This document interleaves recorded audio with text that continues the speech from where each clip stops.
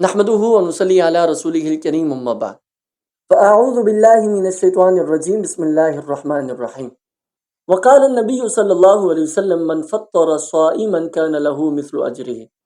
आज की इस वीडियो में आप दोस्तों के सामने अफ्तारी के ताल्लुक से कुछ अहम बातें रखना चाहूँगा। दोस्तों, सबसे पहले हम इस बात को जानेंगे कि अफ्तारी का वक्त क्या है। दोस्तों, जैसे ही दिन का इख्तिताम होता है ना, वैसे ही रोज़ा अफ्तार करने का वक्त शुरू हो जाता है। अल्लाह सुब्हानहु व तआला ने अपने कलाम पाक में इरशाद फरमाया, सूरत बकरा सूरत नंबर 2 आयत नंबर 187, इरशाद फरमाया सुम्मा अतिम्मुस सियाम इलल लैल, लोगों आप अपने रोजे को रात तक पूरा करें। क्या मतलब है कि जैसे ही सूरज गुरूब होता है वैसे ही आपके रोजा अफ्तार करने का वक्त हो जाता है। सही बुखारी के अंदर 1941 नंबर पे हदीस है, नबी करीम सल्लल्लाहु अलैहि वसल्लम ने रोजा अफ्तार करने का जो वक्त बतलाया कि जैसे ही सूरज गुरूब हो पहले ही पहर में आपको क्या करना चाहिए, रोजा अफ्तार कर लेना चाहिए।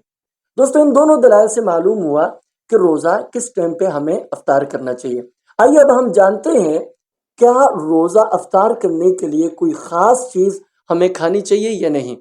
इस बारे में मैं आपको बतलाना चाहूंगा कि सुनन अबी दाऊद के अंदर हदीस मौजूद है। हदीस नंबर है 2356।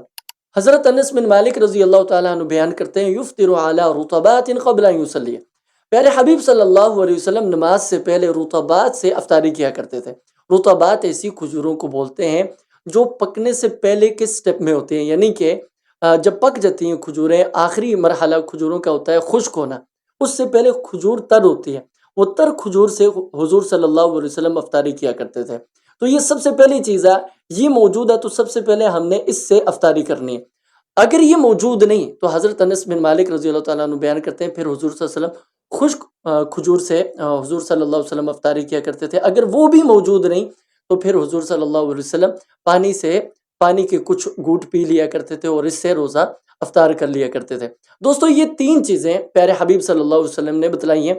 पहली चीज़ अगर मुयस्सर नहीं तो दूसरी से कर लीजिए, दूसरी मुयस्सर नहीं तो तीसरे से। इनके अलावा बाकी जो चीज़ें हमारे मुआशरे में मशहूर हैं, जिन्हें लोग बयान करते हैं अफ्तारी करने के लिए, जैसे कि नमक से अफ्तारी करने में ज़्यादा सवाब है, ये किसी हदीस से साबित नहीं, कुरान में हदीस में इसकी कोई दलील नहीं मिलती। इसी तरह दूध से अगर आप अफ्तारी करेंगे तो आपको ज़्यादा सवाब मिलेगा, ये बात भी गलत है, बिदअत है, दीन में नई बात है, ये साबित नहीं है। और आग पे पकी हुई चीज़ों से आप अफ्तारी नहीं कर सकते, ये बात भी सही नहीं है। सुन्नत जो तरीका है वो मैंने आपके सामने रख दिया है। ये जितनी बातें हैं ये बिदअत है। अक्सर लोग बोलते हैं कि सुन्नत जैसी कोई चीज़ हम अपना लेते हैं, यानी कि जैसे हुजूर सल्लल्लाहु अलैहि वसल्लम तर चीज़ से अफ्तारी किया करते थे, हम भी तर चीज़ से, कोई भी तर चीज़ उससे अफ्तारी करेंगे तो हमें ज़्यादा सवाब मिलेगा। ऐसा नहीं है। सवाब लेने के लिए हमें वही चीज़ लेनी है जो प्यारे हबीब सल्लल्लाहु अलैहि वसल्लम से साबित है, जो कुरान से साबित है, जो दीन से साबित है, अगर सवाब लेना है। इसके अलावा जैसी जो चीज़ें हैं ना, जो जैसी चीज़ें सुन्नत नहीं है, सुन्नत जैसी हैं, उनसे सवाब नहीं मिल सकता। सवाब उसी से मिलेगा जो प्यारे हबीब सल्लल्लाहु अलैहि वसल्लम से, दीन से, इस्लाम से साबित होगी। दोस्तों, आइए अब हम जानते हैं कि अफ्तारी जल्दी करनी चाहिए या ताखीर से करनी चाहिए। इस बारे में प्यारे हबीब सल्लल्लाहु अलैहि वसल्लम ने हमारी रहनुमाई की है कि अफ्तारी हमें जल्दी करनी चाहिए, ताखीर से नहीं करनी चाहिए। और सहरी के बारे में मैंने क्या बतलाया पिछले वीडियो में, वो ताखीर से करनी चाहिए। अफ्तारी कब करनी चाहिए, ये जल्दी करनी चाहिए। सही बुखारी की हदीस है, हदीस नंबर 1997। नबी करीम सल्लल्लाहु अलैहि वसल्लम ने इरशाद फरमाया, ला यज़ालुन्नासु बिखैर, मेरी उम्मत के लोगों में खैर हमेशा बाकी रहेगी। कब तक? मा अज्जलुल फित्र, जब तक वो अफ्तारी में जल्दी करते रहेंगे। दोस्तों, इस हदीस से मालूम हुआ कि जैसे ही सूरज गुरूब हो हमें रोज़ा अफ्तार करने में जल्दी करनी चाहिए, क्योंकि यह हमारे खैर पर होने की अलामत प्यारे हबीब सल्लल्लाहु अलैहि वसल्लम ने बतलाई। अच्छा, यह हमारे खैर पर होने की अलामत क्यों है? इसलिए कि प्यारे हबीब सल्लल्लाहु अलैहि वसल्लम ने यहाँ पे उन लोगों का रद्द किया जो लोग बोलते हैं कि अक्ल ऊपर है, दीन नीचे है। प्यारे हबीब सल्लल्लाहु अलैहि वसल्लम समझा रहे हैं कि दीन ऊपर है, अक्ल नीचे है।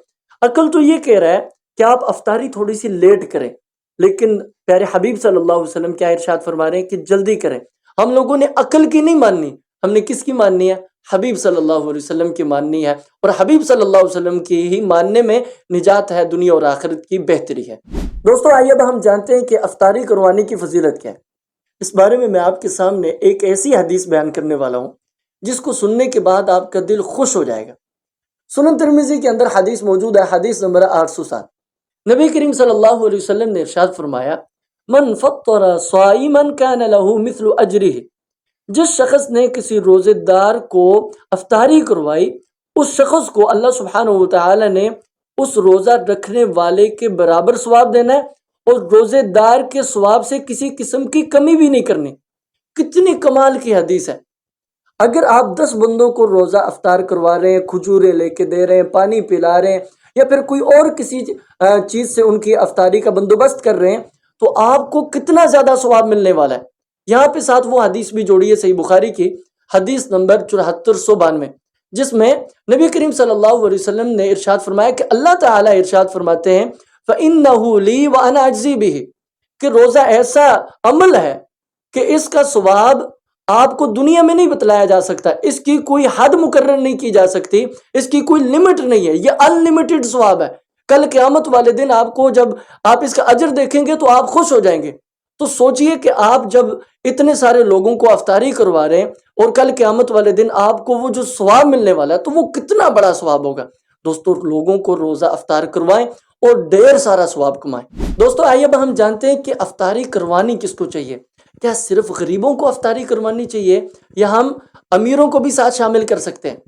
کسی کو بھی شامل کر سکتے ہیں، امیر ہو غریب ہو سب کو افطاری کروا سکتے ہیں۔ سنن ترمذی کی جو حدیث میں نے آپ کے سامنے بیان کی 807 نمبر حدیث، وہاں پہ من فطر کے الفاظ ہیں کہ کسی کو بھی آپ افطاری کروا سکتے ہیں۔ اور اسی طرح سنن ابی داؤد میں ایک حدیث ہے، حدیث نمبر ہے 3854، جس میں نبی کریم صلی اللہ علیہ وسلم نے ارشاد فرمایا افطر عندکم الصائمون، آپ روزے رکھنے والوں کو افطار کروائیں۔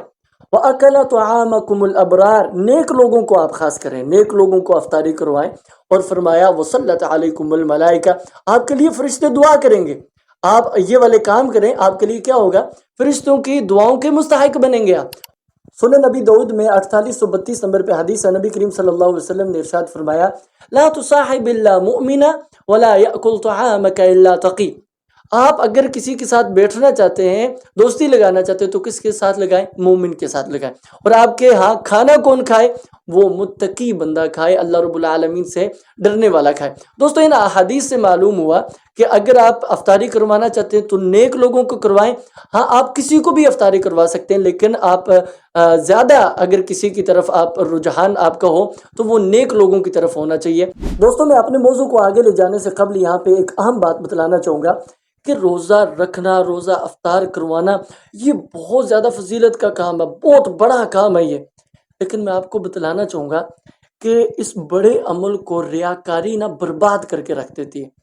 لوگوں کو دکھلاوے کے لیے جو روزہ رکھ رہا ہے یا پھر روزہ افطار کروا رہا ہے، اس کو اللہ رب العالمین سے کوئی امید نہیں رکھنی چاہیے، کیونکہ وہ جس نیت سے کر رہا ہے اس کا بدلہ اس کو دنیا میں مل جائے گا۔ ہاں اگر وہ اللہ رب العالمین کی رضا کی خاطر کر رہا ہے تو کل قیامت والے دن اس کا بہت بڑا اجر ملنے والا ہے۔ تو نام بڑا لوگوں کے سامنے ہو جائے یا لوگ آپ کو مالدار کہیں یا پھر آپ لوگوں کے ساتھ اپنی تصویر بنا کے فیس بک پہ اپلوڈ کر سکیں، یہ ساری چیزیں اگر دل میں ہے نا تو آپ کو یہ اتنا بڑا اجر جو ہے یہ نہیں ملنے والا۔ اگر اللہ رب العالمین کی رضا ہے تو آپ کل قیامت والے دن اس کا اجر دیکھ کے خوش ہو جانے والے ہیں۔